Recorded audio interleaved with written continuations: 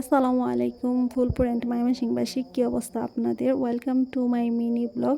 ওদিন একটু ময়মনসিংহ গিয়েছিলাম কলেজের কাজে, সব কাজ শেষ করে দেন বেরোনোর সময় ভাবলাম আমাদের কলেজে ভাইরাল জায়গাটা একটু ভিডিও করি। তখন কিছু সুন্দরী রমণী চোখে পড়লো, তারা বলতেছিল আমাদের ভিডিও করো না, বাট কিছুই করার নাই ভাই, এটা বাংলাদেশ, ভিডিও না করতে চাইলেও লোকজন সামনে চলেই আসে।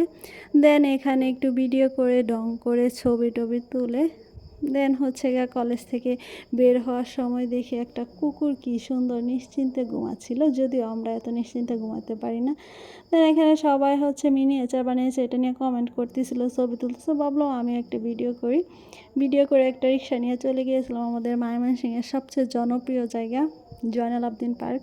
এখানে সুন্দর দৃশ্যগুলো একটু ক্যাপচার করতে চাচ্ছিলাম, বাট মামার চুলগুলো এত সুন্দর যে আমার ক্যামেরা বারবার মামার চুলের দিকেই যাচ্ছিল।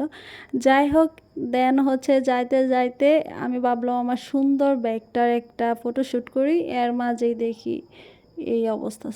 কেউ তাকায় না বা আমার কোনো দোষ দিয়ে না ভাই, আমি এগুলা ক্যাপচার করতে চাইনি। যাই হোক, দেখেন আমার বান্ধবীর কাজ, বারবার আমার ক্যামেরার সামনে তার ফোনটা নিয়ে এসে আমার আর ভিডিওটাই করতে দিল না। দেন নামার পরে আমাদের মেয়েদের উইকনেস হচ্ছে ফুল। এত সুন্দর ফুল দেখে কিনতে মন চাইলো, বাট ভাবলাম আমি তো গরিব, ওইগুলো অনেক বেশি দাম চাচ্ছিল, তাই কিনা হয়নি। কি সুন্দর দৃশ্য, তাই না? আসলে এই দৃশ্যটা উপভোগ করার মতো, খুব সুন্দর একটা জায়গা।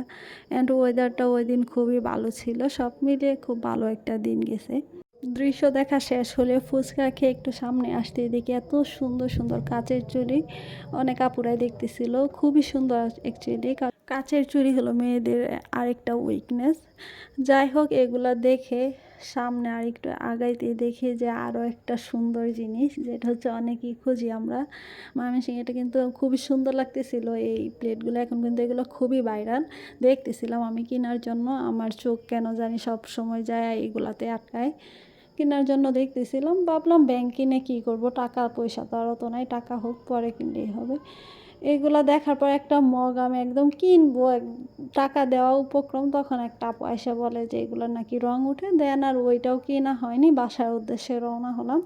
সুন্দর দৃশ্য দেখতে দেখতে ফুলপুর চলে আসলাম।